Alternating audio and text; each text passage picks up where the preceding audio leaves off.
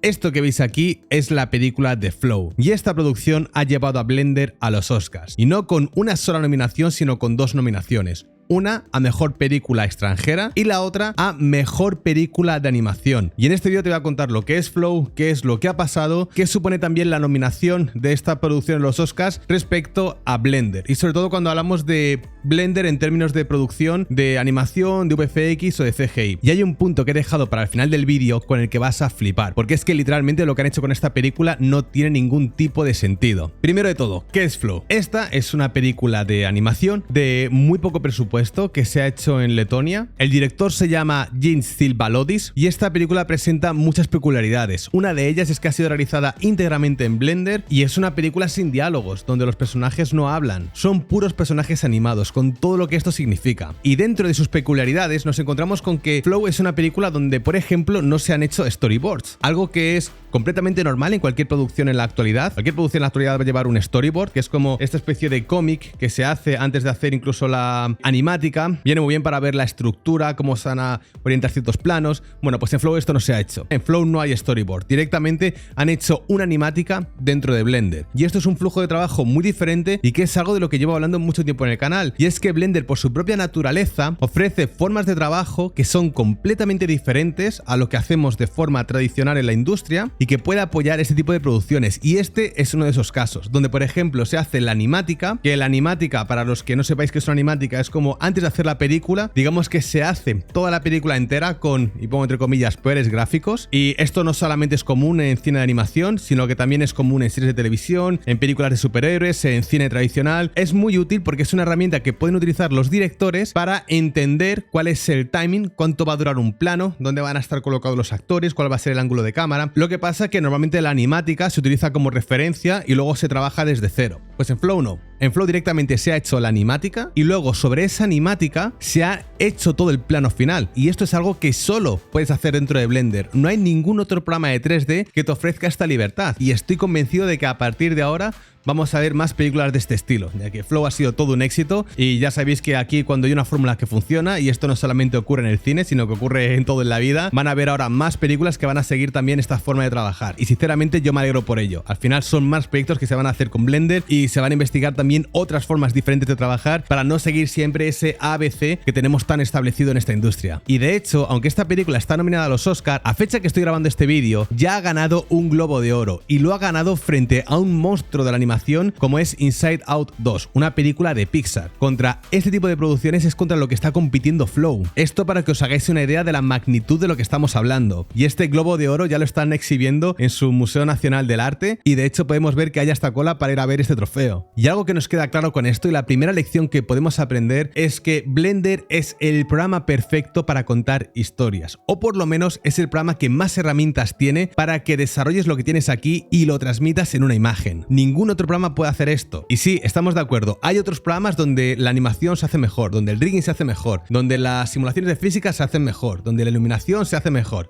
Vale, todos estamos de acuerdo con esto y todos lo sabemos, pero todos estos programas tienen dependencias. Son programas que podemos decir que están como más especializados en áreas determinadas. Pero si quieres hacer una producción con uno de ellos, todos son dependientes. No vas a poder utilizar uno solo. Vas a tener que utilizar un flujo de trabajo donde todos estos programas tengan cabida, que es de la forma principal en la que trabajamos en la industria. Y esto obviamente no ocurre con Blender, y de hecho es una cosa que he dicho en muchos vídeos, y es que Blender, la principal ventaja que tiene es que puedes hacer absolutamente todo en él. No tiene ningún tipo de limitación, salvo la parte técnica de que sus herramientas no sean las mejores para cierta función. Pero de esto quiero hablar después. Y quiero hablar del director, de Jean Steel Balodis, que repito que no sé si lo estoy pronunciando bien, pero es que este director juega un papel fundamental en la promoción de este programa. Y no solamente por la parte de la película, sino porque si le seguís en redes vais a ver que está constantemente promocionando Blender. Él quiere hacer hincapié en que este es el único programa que han utilizado. Y también hay que recalcar que es un tipazo y seguramente tiene una de las mejores reacciones de la historia que hemos visto a unas nominaciones a los Oscars, que está ahí con su perrete y bueno, el vídeo es simplemente increíble. Yo creo que es el Keanu Reeves de los directores. Es imposible que este director te caiga mal. Y aparte de todo esto, también está promocionando los add-ons que han utilizado para esta película. Por ejemplo, como la película se basa mucho en el agua, de hecho diría que este es el efecto principal que tiene la película, Blender quizá no es la mejor herramienta para hacer aguas, pero tiene add-ons para hacer este efecto. Y hay uno que se llama Ocean Physics Water, o algo así creo, lo voy a dejar también por ahí, que es el add-on principal que han utilizado para esta película. película. Y esto no lo digo porque me lo estoy inventando, sino que os lo digo porque es el propio director el que lo comparte por Twitter. Que seguidle por Twitter que vais a descubrir un montón de cosas, de las cosas que han utilizado, de concept art de la película, vamos, que es muy transparente y está enseñando todo lo que han hecho. Y quiero recalcar el bajo presupuesto que tiene esta película. Estamos hablando de que tan solo ha costado 4 millones de dólares. Es nada. Y para que os hagáis una idea, en la lista de nominados a los Oscars de película de animación está, por ejemplo, Wild Robots, que esta película costó sobre los 75 millones de dólares, y también está Inside Out 2, que esta se estima que tiene un presupuesto sobre los 200 millones de dólares. ¿Os dais cuenta de la locura que es esto? Y aquí quiero hablar de algo que creo que es un punto clave de todo esto y que es una teoría que tengo y que va hilado con un gran debate que estamos teniendo en los últimos años, y es que el reto de hacer algo difícil y buscar soluciones a limitaciones técnicas que puedes tener empuja la creatividad y la atención al detalle. Y me explico. Se habla mucho de lo que son las producciones de los años 2000. Por ejemplo, El Señor de los Anillos, Piratas del Caribe, o si nos vamos, por ejemplo, a cinemáticas de videojuegos, seguro que todos conocéis las cinemáticas de Blizzard, de Warcraft o de Diablo. Todos estos proyectos eran proyectos que estaban muy avanzados para su época y que a día de hoy se considera que es como el techo de lo que son los VFX y el CGI. Y estoy seguro de que estaréis cansados de escuchar sobre el abuso de Marvel con el CGI, de que si tienen un montón de películas que ahora se ven mal, que los planos se ven mal, sobre todo si los comparas con producciones anteriores. Y cuando se habla de esto y se apuntan a estos proyectos que estaba mencionando al principio, ¿sabéis que tienen todos esos proyectos en común? Todos estos proyectos de los años 2000, que tenían unas limitaciones técnicas brutales. Y tenían limitaciones técnicas porque no tienen acceso a herramientas. Por ejemplo, si querían hacer batallas, tenían que hacer una herramienta para hacer batallas porque simplemente no existía. O si querían hacer un personaje que se viese muy cerca de cámara y que se viese realista, tenían que hacer herramientas para poder crear ese personaje, para ponerlo en pantalla y que se viese de la forma más realista posible, como por ejemplo pasa con Gollum. Y esto también se puede aplicar en los trailers CGI que hacía Blizzard. Y por ejemplo, en el primer tráiler de Warcraft podemos ver que siempre están en planos que son zonas muy limitadas. No tienen planos que sean muy abiertos, sino que son todo el rato como unos escenarios muy pequeñitos, aunque estuviesen hechos en 3D. Y esto ocurría porque con los medios de aquel entonces no tenían otra forma de hacerlo. Y yo creo que enfrentarte a estos problemas y buscar estas soluciones técnicas te pone en un modo de trabajo donde tienes que trabajar durísimo para poder hacerlo, pero a la vez que estás haciendo soluciones técnicas, también estás aplicando procesos creativos que luego se van a extrapolar a toda la parte artística de esa producción. Y por eso para mí no es ninguna casualidad que producciones que han empujado tanto la parte técnica sean a la vez las mejores producciones que recordamos a nivel artístico. Y esto es exactamente lo que ha pasado con Flow, que han tenido limitaciones técnicas por utilizar Blender, porque como ya hemos dicho al principio, Blender quizá no es el mejor programa para muchas de esas tareas que se hacen de forma cotidiana en una producción de 3D. Pero una vez entendían esas limitaciones y ya sabían cómo solucionarlas, han empujado todo el apartado creativo una barbaridad. Y para que entendáis bien esta teoría, y no quiero entrar en spoilers, ni quiero contaros tampoco qué es lo que pasa en la película, y de hecho esto que voy a contar ahora es algo que sale en el tráiler, hay un personaje que es como una ballena. Hay un momento que esta ballena salta en el agua mientras los personajes están en el bote, y al caer en el agua crea una ola enorme. O bueno, por lo menos esto sería lo que ocurriría de forma natural. Si un objeto muy grande o un personaje muy grande cae sobre el agua, se genera una ola. El problema viene con que hacer una ola en CGI es quizá uno de los elementos más complicados de generar. ¿Cómo lo hacen entonces? Primero te enseñan la ballena saltando, y cuando va a caer sobre el agua pasan a poner un plano dentro del bote con los personajes y vemos cómo el bote sigue la inercia de esa ola. Es decir, que no te muestran la ola, pero te muestran cómo los personajes están viviendo este efecto. Y me parece que este es un recurso genial, una solución creativa para dar solución a un problema técnico. Y este es solo un ejemplo que me viene ahora a la mente, pero la película está plagada de trucos de este estilo. Y esta producción a mí me recuerda muchísimo a cómo se hacían las cosas anteriormente, a la vieja escuela, donde estaba la pura esencia. Y para que os hagáis una idea de esa esencia de la que hablo, este es el estudio donde estuvieron trabajando, que eran máximo 4 o 5 personas trabajando en la película. Proyecto de garaje total.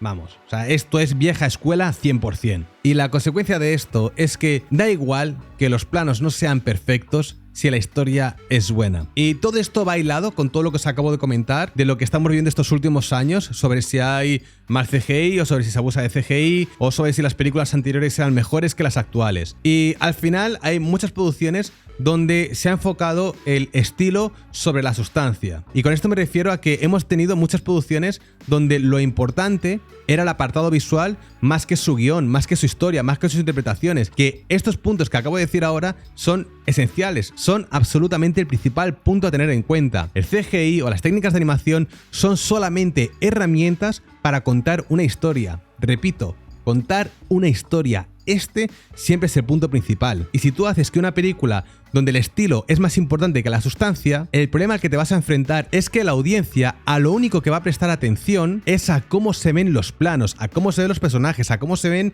las peleas, los edificios cayéndose, y a nada que haya un plano que esté mal o dos planos que estén mal, ya la has liado. Y el ejemplo perfecto lo tenemos con la película de Black Panther, que tiene una secuencia que fue muy conocida porque tenemos dos personajes ahí que están luchando y se ven mal. Y bueno, y también hay otros problemas de que tuvieron muy poco tiempo para poder hacerla, pero aparte de eso y de si apretamos más las producciones o si tenemos menos presupuesto, el problema es que se busca el estilo sobre la sustancia, porque la película de Black Panther, sobre cada plano que tiene de CGI que está mal, tiene miles que están bien y miles de los que la gente ni siquiera se da cuenta. Y estoy hablando mucho de superhéroes, pero creo que todos sabemos a lo que me refiero. Pero en cambio, cuando hablamos de otros proyectos donde la sustancia sí que es importante y de hecho es lo principal, aunque tenga malos planos de CGI, a la gente le va a dar igual. No los va a tener en cuenta, y esto lo he visto miles de veces. He visto muchísimas películas que son películas geniales, que tienen unas historias tremendas y en los que el CGI no estaba tan pulido como puede estar en una película de Marvel con cientos de millones de presupuesto, pero como la sustancia estaba ahí, como habían cuidado todo ese apartado, da igual. Y esto es algo que ocurre con Flow. Cuando empieza la película, yo automáticamente ya estoy condicionado porque sé que la película se ha hecho en Blender, y a los 5 minutos digo, bueno, a ver, quizá la animación de ese personaje podría estar un poquito más pulida, o este entorno podrían haber hecho esto más por aquí, por acá, pero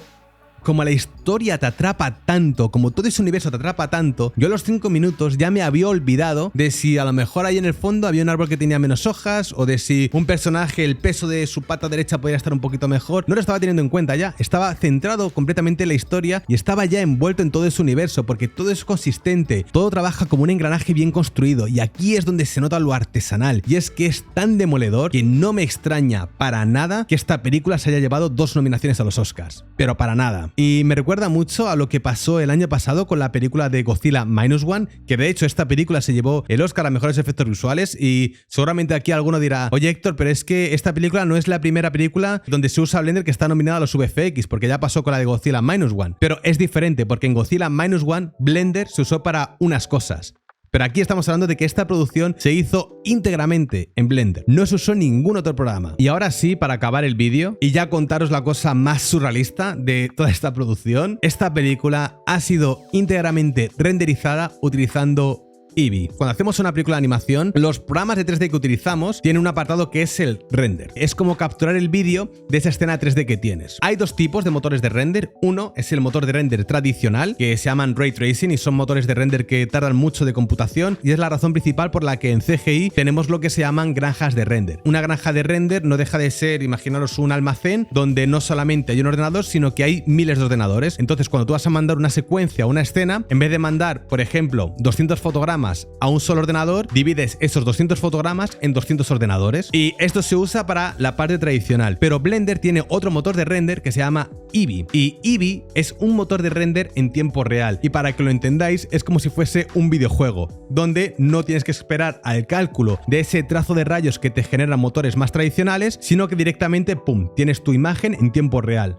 y te puedes mover por esa escena como si fuese un videojuego. Toda esta película se ha hecho con Eevee, se ha hecho de esta forma, se ha hecho en tiempo real, que por eso mucha gente cuando ve esta película dice que se siente como jugar un videojuego. Bueno, se siente como jugar un videojuego porque está hecha visualmente como si fuese un videojuego, y por otra parte que todo el render de esta película se hizo en el ordenador del director. Esta película, que se está proyectando en cientos de cines a nivel global, en pantallas enormes, fue renderizada en el ordenador del director. Yo flipo. A mí me parece que es increíble, sinceramente. Y esto no es lo único, y es que resulta que de la misma forma que os dije al principio que no se había utilizado storyboard, tampoco han hecho composición. Toda la parte de composición, que es que cuando tienes tu render final, metes composición para hacer ciertos detalles, correcciones de lente, correcciones de color, añadir a lo mejor ciertos elementos. La composición es como hacer un Photoshop pero en vídeo. Pues toda esta parte no la hicieron tampoco. Lo que salía de Eevee es literalmente lo que vemos después en el cine. No hay un proceso de composición entre medias. Y esto obviamente hace que Flow sea una película muy interesante a nivel técnico, porque ha hecho cosas que son muy diferentes a nuestra forma de trabajar tradicional. Y vamos a ver lo que depara este 2025 para Blender. Ahora está por ver si va a ganar estos Oscars. Sea lo que sea que pase, vamos a estar aquí para verlo. Y que si te ha gustado este vídeo, déjalo un buen like, suscríbete al canal si no lo estás, y nos vemos en el próximo. ¡Mua! ¡Hala! Chao, chao, gente. Chao, chao, chao, chao.